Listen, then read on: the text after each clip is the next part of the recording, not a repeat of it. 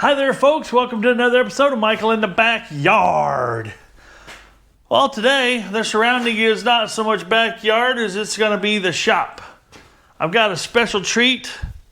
I'm calling it a special treat because I haven't worked on one in a while. And I want to introduce it to you. Probably saw it in the video already or in the thumbnail. But here it is. Now, I've already got the saddlebag off and the seat off. And that's because the battery is dead and it's in there on my charger right now trying to bring it back to life. And it has a bad starter. Now, a little bit of story on this bike. This bike is an 05 FLTRI. It is a Road Glide.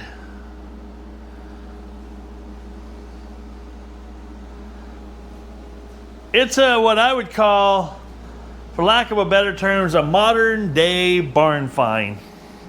And the reason I say modern day barn find is because it is a 2005 one owner bike. Now this bike came from Arizona. A buddy of mine, as you guys know, I don't do customer work. I have people ask me a lot of questions about outboard repair and other types of things. I usually try to answer them to the best of my abilities. I am by no means an expert on anything on my channel, but I do a lot of tinkering, as you well know. Well, I'm also not a proclaimed Harley repair expert either. But I have this little history on me. I have had motorcycles in my life, or mini bikes in my life, since I was like 6 years old. I have had two wheels under me since I was 6 years old up until 5 years ago. And there's no tragic story as to why I quit riding 5 years ago. It was just the fact that I spent more time on boats. If it was nice enough to go boating, and if you guys look back, you'll probably see in I think it's 17 now. Yep, late 2017, I got my first, let's call it big boat versus a little fishing boat. And I started doing videos on that to educate others while I was learning as well.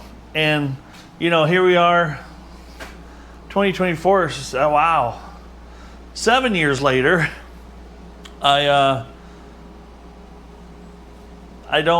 just do boat stuff, you know. I don't have a motorcycle any longer. I sold it 5 years ago because the last 2 years that I owned my last bike, I only rode it about 1,500 miles a year because if it was nice enough to ride, it was nice enough to go fishing. So that's what I did. And it was a shame to let my bike sit around and not be on the road for somebody to enjoy. So there again, my first Harley I had in 92, it was a 1974 Sportster. Had that for many years. I rode it to Sturgis several times. Put a lot of miles on that bike. Did pretty much a complete top-end engine rebuild, head redo. I mean, done everything you could do to an old Sportster. And then I had, I think it was a 94 Dyna Wide Glide after that. 92 or 94. I'd have to look in my spreadsheet that I have. And then in 2005, I bought a 1998 Ultra Classic Electra Glide, and I had that bike for 14 years. And I bought it with 35,000 miles on it when it was 5 years old. And that's why I'm calling this one here a barn find, is because it's an 05. Interesting how those two years collided, whereas that's the first year I bought my big twin. I bought my Ultra Classic, not a big twin, but Ultra Classic. And then here it is. This is a 2005, and it's only got 30,000 miles on it. And here's the other barn find feature, why I'm calling it a barn find. So people don't sit there, that's not a barn find, you didn't buy it. No, but people use the barn find and patina and everything else. Come on, let it go. But it's a one-owner bike, 100% original. It has the original pipes. It has, this is the luggage rack and backrest, and seat is over there. Obviously the other saddlebag is on the floor over there waiting to be going back on once I get things fixed up here. All original as it was driven off the showroom floor. Now, where can you say that happens? So many people, not even a chrome cover here on the floorboard, all original. This bike has never been laid down, never been tipped over. according to my buddy. And it was his dad's bike. These here don't even have a scuff on them. Me, I was in the habit of trying to drag these off to a razor blade. Not a mark on the roll bar here, on the crash bar. If you tip it over and touch that on concrete, you will leave some little micro dents there. Doesn't exist on this one. This bike is in amazing, amazing condition. And I'm telling you all this because the bike will be for sale. So when you see this video posted, that means I have it running, and then I've been riding it, and it's up for sale, and my email's down below. Now, you can email me. Chances are this bike won't hang around very long once the video's out, because when the video goes out, it also goes up on Facebook Marketplace. So feel free to shoot me an email. It'll be down at the bottom of the description, along with links to other things that you can buy that I use on the channel that I wouldn't say I endorse. I would say I endorse because I recommend for you to buy them because I bought them and I like them. So I guess that's about as good as an endorsement. This has still got the original. Does it say on there?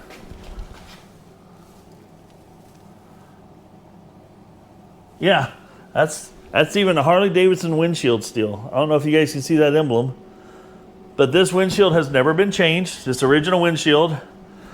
I told my buddy, I said, well, his dad must have known exactly what to clean this with. It might look a little cloudy, but right now it's just got dust for sitting for a long period of time. So for the last, let's call it 4 to 5 years, this bike hasn't been ridden a lot.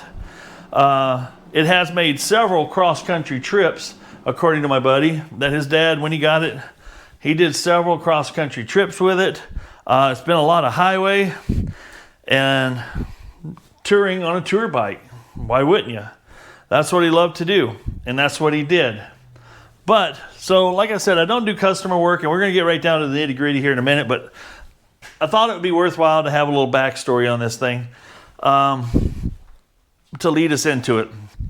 But there again, I will do some work for other people, but it's got to be a special reason, special condition, or you got to be a really good friend of mine, right? So you've seen me work on some other people's stuff on my channel, and that's because they're really good friends of mine, and we go back and forth with favors and stuff like that.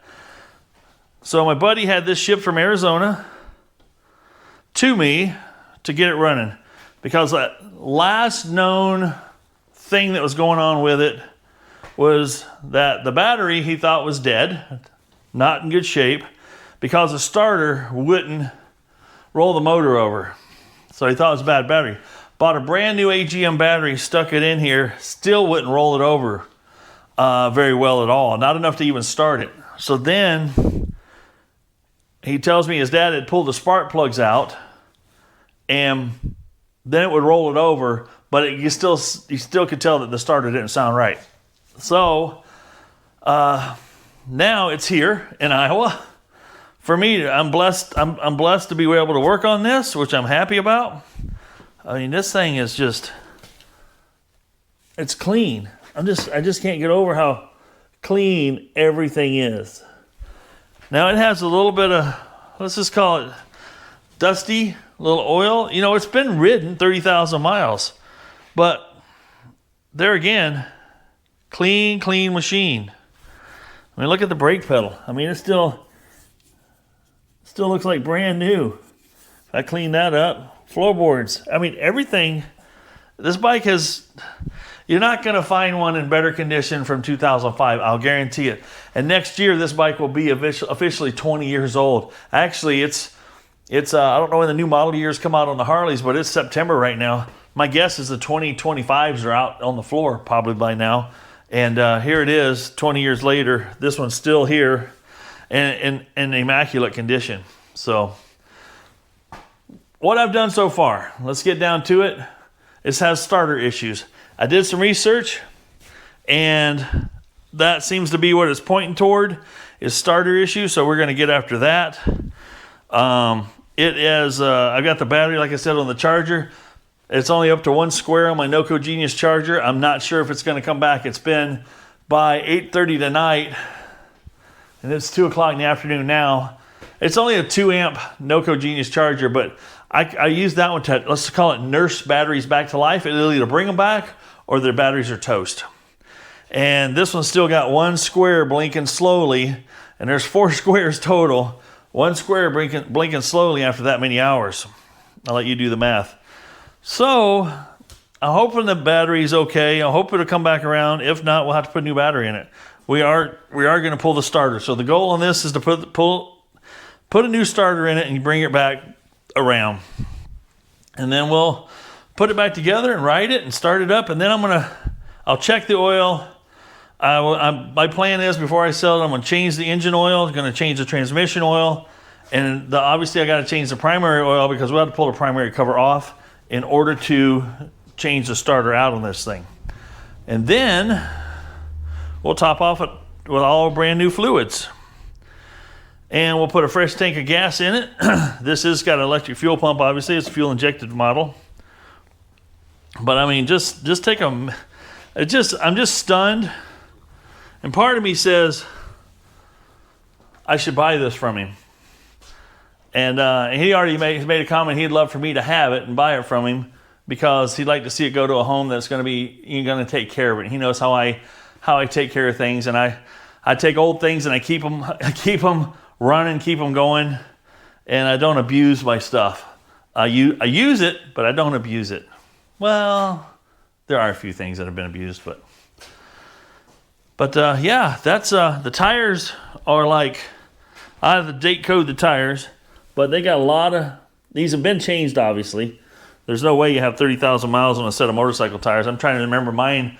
I was lucky if I could get 10,000 out of mine, and it was time to replace them.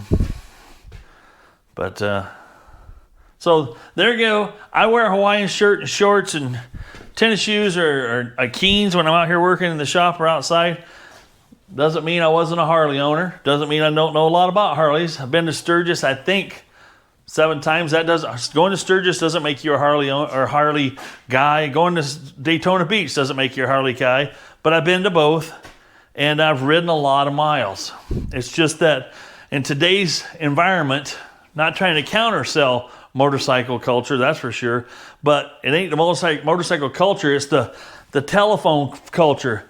It's like being out there now with 4 times as many drunk drivers, with people on their cell phones doing texting and doing messaging and stuff like that, and crossing center lines. And it's bad enough they didn't see you before cell phones. Now they won't see you because they're not even looking at the road. So, all right, without further ado, I need to get this on a bike lift. I got a bike lift I built, wow, how long ago? Close to 30 years ago now. Holy smokes. I built bike lifts. I built about 16 or 17 of these bike lifts back in the day. And this is the last one I never sold, never painted, and kept it around ever since. So it's got a little bit of, let's call it legacy with me. And I've done, if you don't have a bike lift and you have a bike, you should get one. So we're going to get a bike lift slid underneath here and get this thing up in our face a little bit so we can pull. My understanding is to get at it decent, we got to pull the exhaust pipe off to get the whole starter thingy out of here, give us some room to work. So this pipe's got to come off, and I think to get this pipe off, 1 bolt pretty much takes the floorboard off, so we'll get that off, and we'll go from there.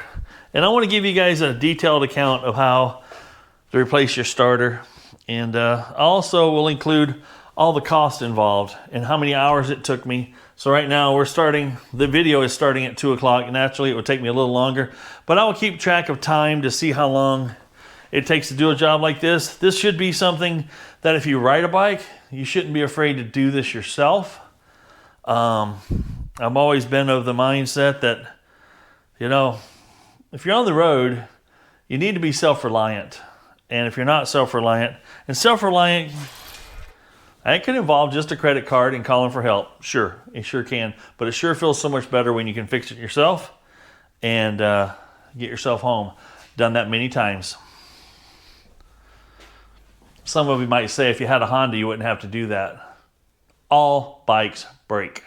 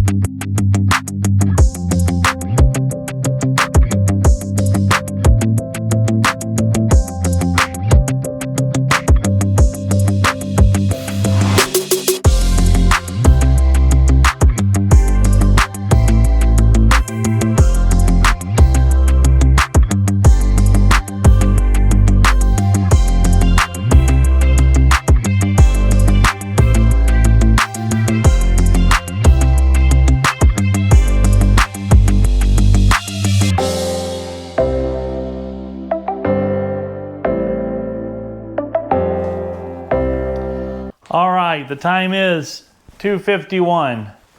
So 51 minutes we got this far. So this isn't easy peasy lemon squeezy, but it's not bad. Now we got the bolts off of the head. We took the entire exhaust off. We had to take this one clamp here, one here, rotate it down. I just got the Allen wrench still in it. We rotated that down. And then this, I don't know who the engineering genius was behind this, and I say genius very facetiously, that put a bracket down here that's hard to get to with a pipe in the way and put a clamp like this on it. This is ridiculous. So I bent it open. Now some of you might be going, what? Yeah, I bent it open. It's the easiest way. It's going to be easy enough for me to clamp that back around the pipe and bolt and tighten it down. It will be fine, trust me. But it's in order to keep my sanity, I had to bend that out of the way. So we got the exhaust off this side. Obviously we had to, where's the pipe? There's the pipe on the floor there. Comes off in one piece. That could be separated there, but that's very tight. Once you got the front off and the floorboard off, it made it quite easy. So I'm not going to sugarcoat this for anybody. I'm not saying, I'm not a professional Harley mechanic, and they probably all know a little more tech tips and tricks than I do, but this is what it took me to do it. Now the other thing that we're going to run into here is we'll probably have to take this floorboard off and this shifter off to get the primary cover off. We'll most likely have to take this rear floorboard off as well.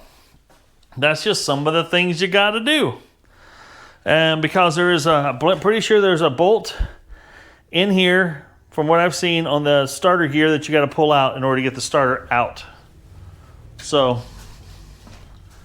that's the things you got to do. I just saw something laying in here. Where did I just saw it from the other side? Right here. That goes around the exhaust pipe as well as a support. Don't want to forget that. You're going to end up with lots of bits and pieces here and there just for this starter job, that's for sure. Now, next steps, before I even pull the starter out, I'm going to go ahead and pull the primary off. So we're going to go back to the other side of the bike and remove those things I just talked about. We'll get the primary cover off, expose that gear, and then I believe all that's left is these two bolts here on either side of the starter, and that will lift it, separate it, and get it up out of the way.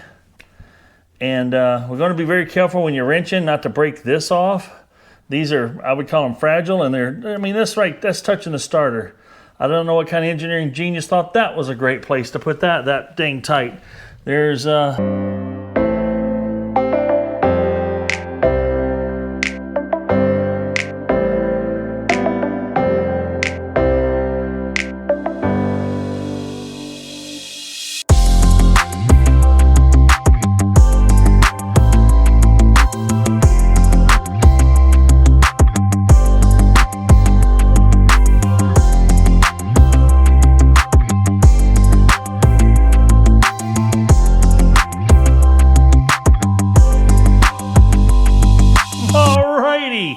well, I had one stubborn bolt, one of these little guys here. The head of this thing, these are soft because one's stripped out and I was able to drill it. So they're not a heat treated screw, but I had to drill one of them out of the primary cover. Nice thing is they drill out, you get the head off the inner primary derby cover here. Let me show you. This will come off then once you do that. And that's what I did. So here's why we're in here is we got to bend that little tab out and take that little nut off, that little bolt off right there. That'll let this starter gear come off, and then the starter can go out the other side. So we're going to get after that. This is a good time also that feels like that's a little loose. So I think it's time to make an adjustment there, but I'll have to look in the book. I do have the manual for this. And we'll look in the book and see what the proper adjustment should be, and we'll adjust that, so it's all good. Let's get the starter in next. Let's get the rest of the starter out, and then we'll go from there. Just going to get you guys in a little closer for this action. Looks like we should be able to just take a screwdriver and bump that out maybe. I wonder how stiff that tab is. Not very stiff at all. And my guess is you probably should replace that, because I'm guessing once you bend it back and in, it's going to be like not quite as strong as it should have been. So probably not a bad idea to replace it. Time check. It's currently 3:19.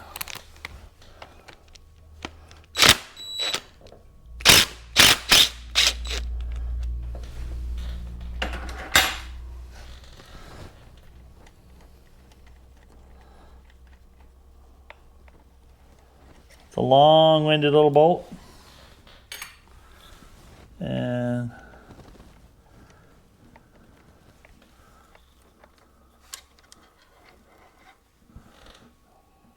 the little gear comes out like that.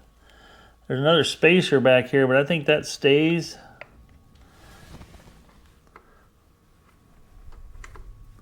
We'll let that stay there because I think the rest of that shaft and that'll go out that way. Let's go to the other side. I think we got some socket head cap screws, 2 of them. Plus we got to take the battery wires off. You guys might be giving me a lot of crap about using my old office chair here to wheel around and work out of, but you know, you learn how to take care of your knees as you get a little older. What size we got here? Yep, it's that size right there.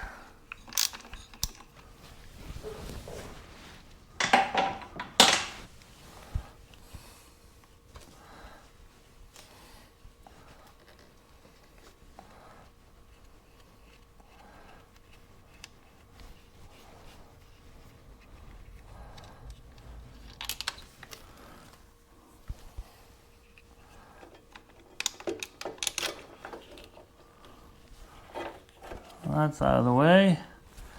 Looks to me, and we can unplug this right here. And then we got 2 socket head cap screws right down in there. What size might they be?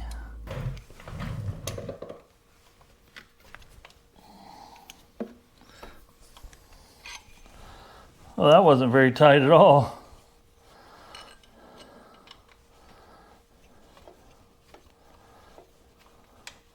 Here I'm using a 1/4 inch, well, a ball end hex, so I can get a little bit of an angle on it.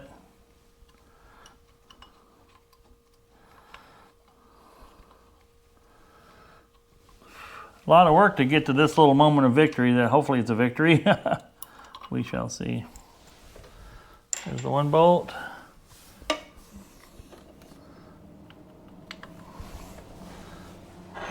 I always have me a little cheater pipe here and that I can use on my Allens like this. That wasn't tight either. Not tight as I feel it should have been. There's a ground wire hooked up back here too. You don't want to forget to put that on. This upper this upper part here has a spot for your exhaust clamp support.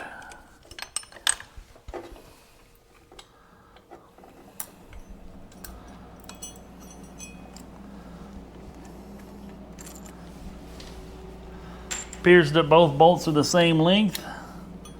Got our ground one there. A positive one here.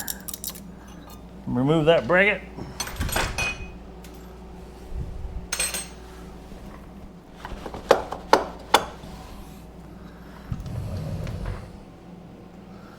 I have a feeling we got to take that cover out of the way because that's like right in the way for me to slide that straight out. Of course, of course. Design it and engineer it with stuff in the way, why don't you? All right.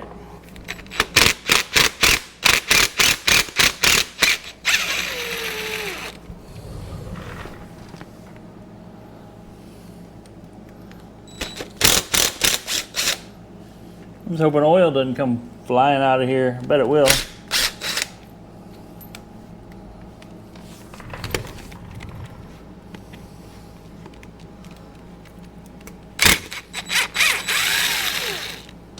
No oil came out, yay.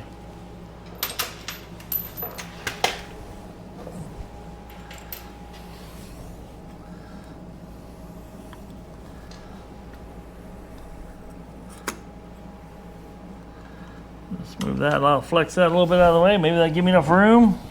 Please and thank you. I think I'm gonna have to cut that zip tie. That wiring harness is just being a booger. See if I can shove it toward the inside, out of my way. Oh.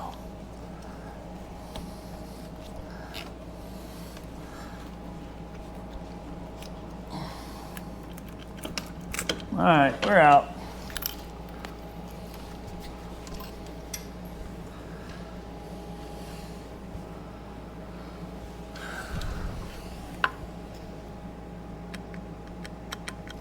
Well, it's just that easy. Oh, mercy. All right. Let's go see if we can get us a new one. All right, time. 3:31. Pretty much exactly an hour and a half to get that starter out. And you could almost bet an hour and a half to put it back in would be my guess. I would like to say it goes together faster than it comes apart, but the other thing you got to remember to do is you got to tighten everything up, get everything lined up, put it all back together. It might take you a little bit longer. Also, we're going to make an adjustment here. We got to put primary oil up back in, so we're probably going to have at least 2 hours putting it back together.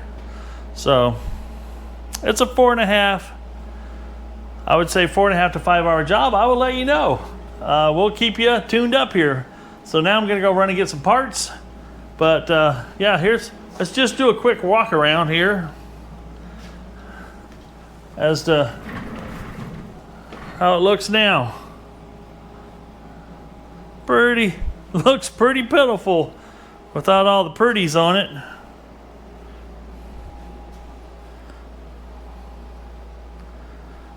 But we'll bring her back together. No question about that. That's happening. So it looks like I got to pick up a primary gasket, a primary bolt, and a starter. Derby cover gasket, looks like I could reuse it. It's in pretty good shape. There's not a lot of oil sitting on the derby cover, so we should be good there. That should be all the pieces I need to get it back into one piece again. We'll see you after the parts run. All right, everybody, we're back out here on the 05 Harley Davidson Road Glide, and good, bad, or otherwise, I made, let's just call it, some executive decisions, and one of those decisions was to, and I could regret this, but I didn't buy a factory OEM starter. I went to my local Harley Davidson dealer, and I was greeted at the door by somebody going, "Hey dude, how's it going? Love your shirt." And I was walking to the parts counter, and he was near the parts counter, and I was like, "What can I do for you?" I said, "I'm looking for a starter for an 05 Road Glide." And he's like, oh, that's the guy you want to talk to." I'm like, "Yeah, I know. That's where I was headed." And he goes, "Oh, okay, he'll take care of you." I'm like, "Okay." And in this Harley Davidson dealership, I don't know. I think all they want to do is sell new bikes, and that's it. You know, I get it. They're a dealership. They want to sell new bikes. But talk to the guy that was selling parts, one parts counter guy, one parts counter section. That's it. There's not like there's 3 or 4 computers for people helping people with parts. Because most of today's writers, I don't think, work on their own stuff. They take it in and get it worked on, and it's a different world than I grew up in. I'll tell you that for sure, but that's okay. So I said, "I'm looking for a starter for an 05 Road Glide." "All right," looks it up on the screen. He goes, "Oh, wow. I hope it's a good one." I said, "What do you mean?" He says, "Well, they're expensive." I said, "Well, how much is it?" He goes, $458 or something like that. And I said, "Yeah, that's kind of steep." I said, "Do you have one?" No, I don't have one of those in stock. I can have you one in 7 days. I'm like, that's a long time to wait. And he says, "Well, since all the Harley Davidson dealers aren't like let's say Napa stores where you can say, well, there's one over here. I can have it to you here by tomorrow or something like that, you know. He's like, yeah, there's one up in Cedar Rapids. It's an hour away from me. And didn't offer to bring it down to his store or anything like that. So, and what really irritated me is earlier that day I tried calling twice. I dialed the number they had on the website, and it rang and rang and rang, and it finally just said, no one's available to take your call. Thank you, and click, and hung up. So 10 minutes later, I tried the number again. It did the same thing again because I was trying to avoid a trip to the store that's 20 miles from me if I didn't have to waste that time driving there. So anyway, I said, let's not worry about the starter. I said, do you have a primary gasket? And I bought a lot of primary gaskets in my days. And he's like, yeah, oh yeah, I got that. So I pulled out my cash. I had a 20 in my hand. Lo and behold, I did not realize that was not enough money from the dealership for a gasket. It was $58. So we bought the gasket.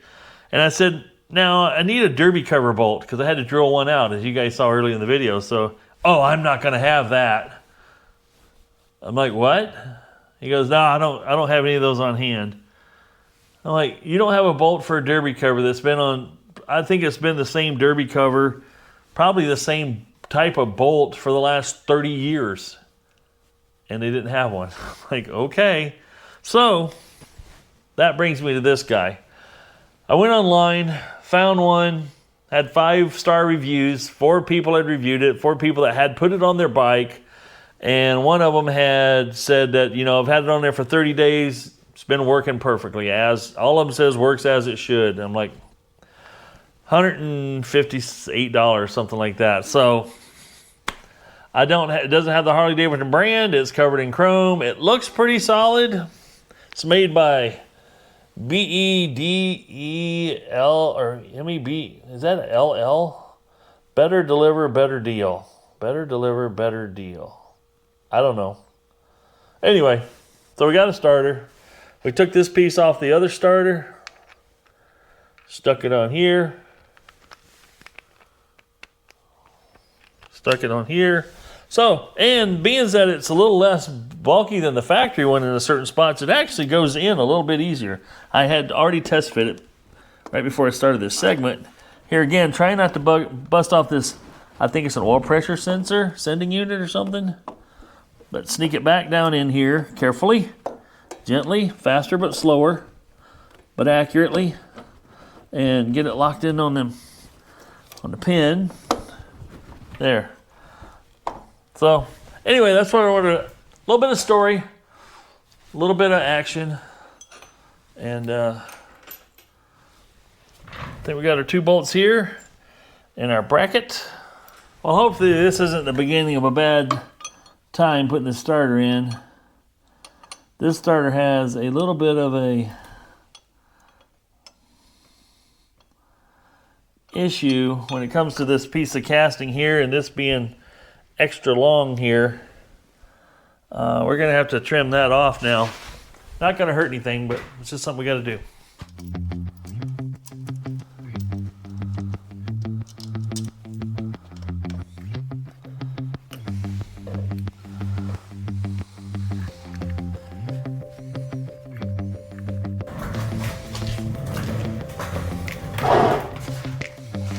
All right, as you guys watched there for a short blip in time, I actually put the starter back in, and I was trying to get this gear lined up here. There's a spline inside of here that lines up with this spline here. I have to get rid of the gear. That's supposed to go in there, and I need to move, this needs to move just enough one way or the other. It's so close to getting lined up. But, so I thought, well, I'll just roll the engine over. And I put my wrench on here to roll the engine over, and no matter which way I go, up or down on here, it wouldn't move. I'm like, oh my goodness, what's going on? So then I'm like, let's just pull the spark plugs, and I'm hoping this will show up. But this one here is white and corroded, and this one here at the top had rust on it. So as you guys know, that's not a good sign. So then I put the bore scope down in the cylinder here, and I looked at it, and there is corrosion. There's a decent amount of corrosion in the rear cylinder. Front cylinder, probably only 50% better, but the engine is absolutely stuck. So I have now got PB Blaster in there. I've got Marble Mystery Oil in there. Had that soaking for 24 hours and didn't move. I've since now added diesel fuel. I've got red dye. This looks like Marble Mystery Oil, but I got red dye diesel fuel that I put in there. So we're gonna let that soak and see if we can get this thing to break loose. This turned into a starter replacement video that turned into a will it run video, more or less. To my buddy's knowledge, it was his dad's bike. To my buddy's knowledge, his dad bought a battery for it about a year ago. Didn't keep it on a charger. That battery went bad. I bought a new battery. I was just putting the new starter in. And I guess this is kind of a, not having this thing lined up here was kind of a, let's just say, a positive on a negative situation, because I didn't stick that in there, tried to hit the starter a bunch of times and going, wow, what's wrong with this starter? It won't turn it over either. And it wouldn't have been the starter's fault. It's just a locked up engine. And I'm just kind of, it's kind of sad because it's a really cool bike and all. But now we've just got a little bit more of a major issue, because even if I get that broke loose and we roll it over a few times to get things kind of moving around with all the lube on the top end, it still makes me a little worried about what condition are the rings in and what condition is that cylinder wall, because the pistons, I mean, it's up. There's only about this much stroke left that I can see. I can see the top of both pistons because they're on the same crank journal. They're both up about the same. The rear one has the exhaust valve open. The front one's on its compression stroke because both valves are closed. So we got a little bit of an issue. So, shh, boss is here. I'll be back. All right, the boss left. So here, I'm going to end this video here because this video, in my opinion, has changed directions pretty drastically. But as you saw, we went through a lot of steps to get the starter out. Basically reverse order to put the starter back in, with the exception of you got to make sure you can get this lined up and sucked back in, tighten this bolt back up, and then put your covers back on, put your exhaust back on, and then you're done. So this is let's just say it's kind of sad that this happened, but you know, it's what you can stumble onto when you're, depending on what you're getting and what you're working on. Here again, typically you wouldn't be buying a bike that you hadn't rode. And I didn't buy this bike. Like I said, this is my buddy's bike that his dad passed away. He had it shipped to me from Arizona. It spent its whole life in Arizona, and it is now here for me to get running again. And yeah, we might be, if I can't get it to break loose, I might be biting off more than I can chew. As far as workload, taking the top end off of this thing, I'm not worried about that. I can do that. I wouldn't say in my sleep, but I'm capable. But I would have somebody do the machine work as far as if the cylinder walls were too bad or couldn't just didn't need glaze breaking and put a new piston and rings in, or just new rings in, maybe new piston. Might have to go 10 over with it type of thing. Time will tell. So stay tuned. I'm not sure when the part 2 of this will come out. It should be in the next month to 6 weeks. Just depends on what I discover next, because I'll start video on the next episode of this, introducing what's going on with it. And yes, this has turned into a starter replacement. Has turned into a will it run again. And can we get the stuck motor unstuck? Right now, it's after 24 hours of soaking with the juice that I put in it, I'm not 100% convinced that it's going to break loose very easy. But there again, 2-3 days stacked up on top of it soaking might be enough to make it happen. So thank you folks for watching. If I'm lucky, I'll see you on the next video. Remember, if it ain't broke, fix it till it is. Here we go, Exhibit A. We're going to continue to fix on it until we get the next hurdle crossed, and then we'll start reassembly. Thank you folks for watching. Don't forget to like and subscribe. Appreciate you being here. Appreciate all the folks that have left comments and are giving me thumbs up. And thanks for all the new people that have subscribed. It's much appreciated. I'll see you on the next video. If I'm lucky, I'm out.